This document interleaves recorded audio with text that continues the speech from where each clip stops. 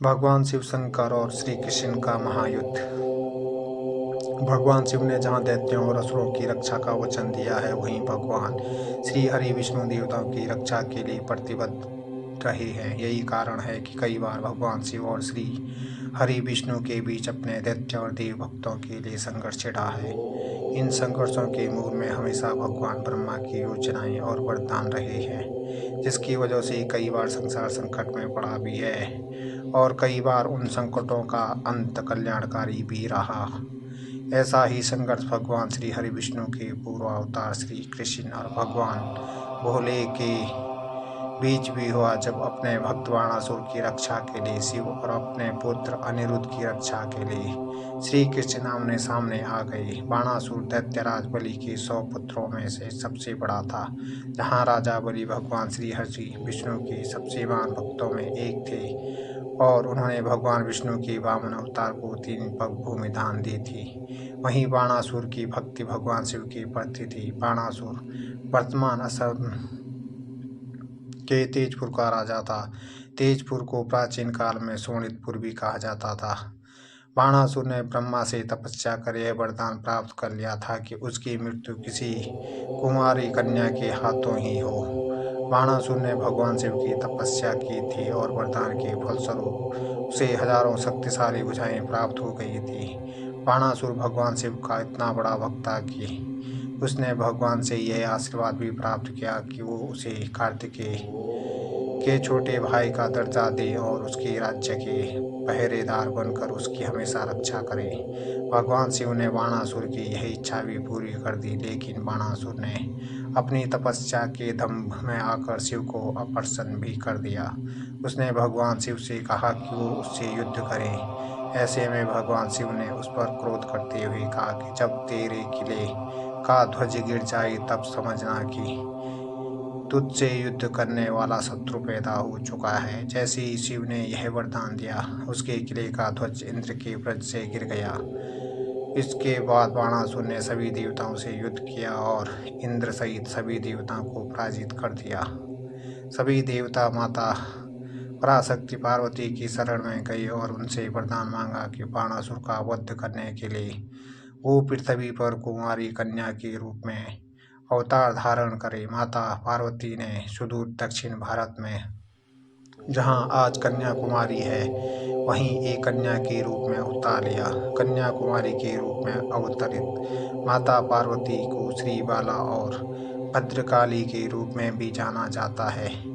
वो बचपन से ही भगवान शिव के प्रति आकर्षित थी और उनसे विवाह करने के लिए उन्होंने तपस्या की। भगवान शिव उनसे विवाह के लिए जब तैयार हो गए और कैलाश से दक्षिण की तरफ प्रस्थान करने लगे तो देवता चिंतित हो गए। देवताओं को लगा कि अगर शिव और कन्याकुमारी देवी का विवाह हो गया तो फिर बाणासुर का वध असंभव हो जाएगा। देवताओं ने नारद जी को कन्याकुमारी देवी को भ्रमित करने के लिए भेजा। नारद ने देवी को बताया कि शिव नहीं बल्कि बाणासुर शिव का रूप धरकर उनसे विवाह करने आ रहा है। ऐसे में देवी उसकी परीक्षा ली और उससे 3 चीजें लाने के लिए कहीं। पहली चीज थी बिना आंख वाला नारियल, दूसरी थी बिना जोड़ वाला गन्ना और तीसरी थी बिना रेखाओं वाला पान का पत्ता। लेकिन वो तो असली शिव थे। उन्होंने तीनों चीजें माता कन्याकुमारी के सामने लाकर रख दी।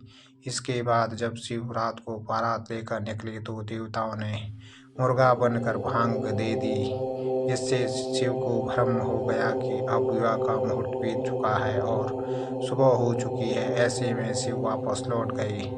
माता कन्या कुमारी को जब यह पता चला कि शिव वापस लौट गए हैं तो क्रोध में आकर उन्होंने आजीवन कुमारी रहने का व्रत ले लिया। बाणासुर की पुत्री उषा और अनिरुद्ध का विवाह। बाणासुर की पुत्री उषा अत्यंत रूपवान और विद्वान थी। उनके गुरु दैत्यराज शुक्राचार्य थे, जिन्होंने उसे तंत्र और माया विद्या की शिक्षा दी थी। जब वो बड़ी हुई तो बाणासुर ने उससे विवाह के लिए उत्सुक सभी युवकों को भगा दिया। बाणासुर को भय था कि कहीं उषा का पति ही उसका असली शत्रु न हो। उसने अपनी पुत्री उषा को भी एक अग्नि के घेरे से बने महल में कैद कर लिया। उषा ने माता पार्वती से प्रार्थना की कि उसे भी सुयोग्य और मनवांछित वर प्राप्त हो। माता पार्वती ने उसे आशीर्वाद दिया कि शीघ्र ही उसे स्वप्न में अपना होने वाला पति दिखेगा। उषा को स्वप्न में एक अत्यंत सुंदर पुरुष के दर्शन हुए, जिसका जिक्र उसने अपनी मायावी सखी चित्रलेखा से किया। चित्रलेखा ने अपनी माया से उसे बताया कि वो पुरुष और कोई नहीं बल्कि श्री कृष्ण का पुत्र और कामदेव के अवतार प्रद्युम्न का पुत्र अनिरुद्ध है।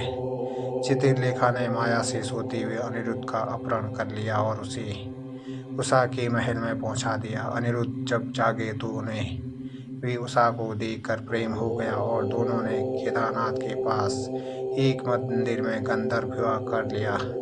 इसके बाद जैसे ही अनिरुद्ध गुप्त रूप से बाणासुर के राज्य में रहने लगे, वैसे ही उसके किले का ध्वज एक बार फिर से गिर गया। बाणासुर को पता चल गया कि उषा का पति कौन है।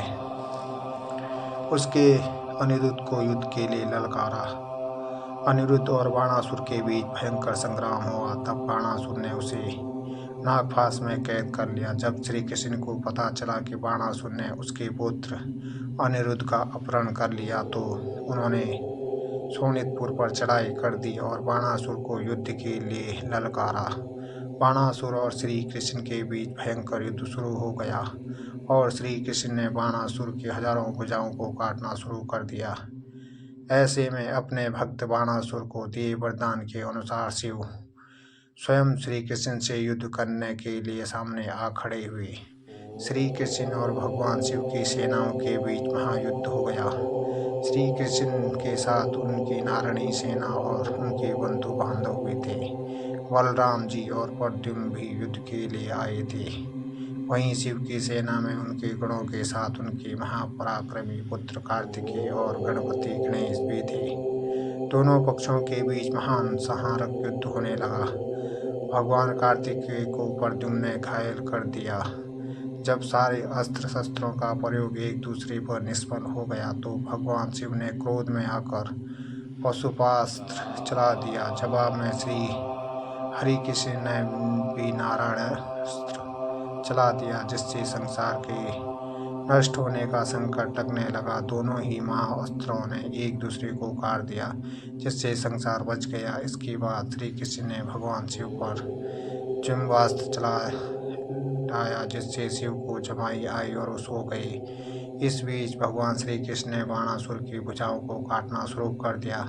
जब बाणासुर की 4 भुजाएं ही शेष रह गई, तब शिव जी की निद्रा टूट गई और वो श्री कृष्ण के साथ युद्ध करने लगे।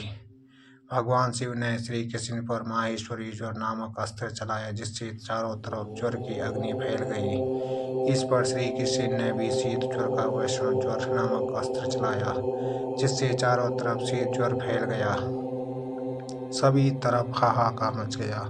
जब चारों तरफ हाहाकार फैल गया तब पृथ्वी ब्रह्मा जी के पास गई और उनसे युद्ध रोकने की प्रार्थना करने लगी। ब्रह्मा जी की प्रेरणा से माता दुर्गा युद्ध के मैदान में प्रकट हुई और श्री कृष्ण और शिव दोनों को एक में ही समाहित कर दिया।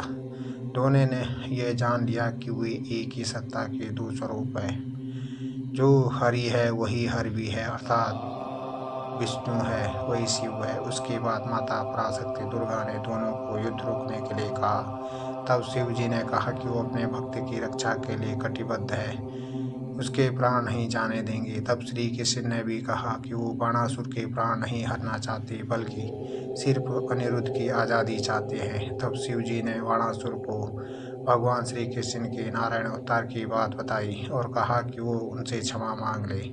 बाणासुर को अपनी गलती का एहसास हुआ और उसने श्री कृष्ण से क्षमा मांगकर उषा को अनिरुद्ध को सौंप दिया।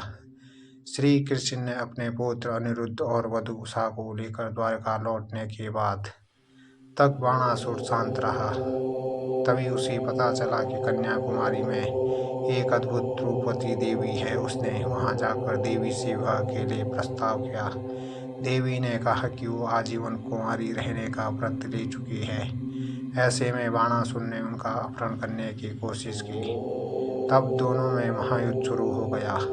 पराशक्ति माँ पार्वती की अवतार माँ श्री बाला या कन्याकुमारी ने अपने चक्र से बाणासुर का वध कर दिया, जैसे ही कन्याकुमारी देवी ने बाणासुर का वध किया, वो अपने पुराने स्वरूप अर्थात माता पार्वती के रूप में आ गई और उसके बाद फिर भगवान शिव के पास चले गई।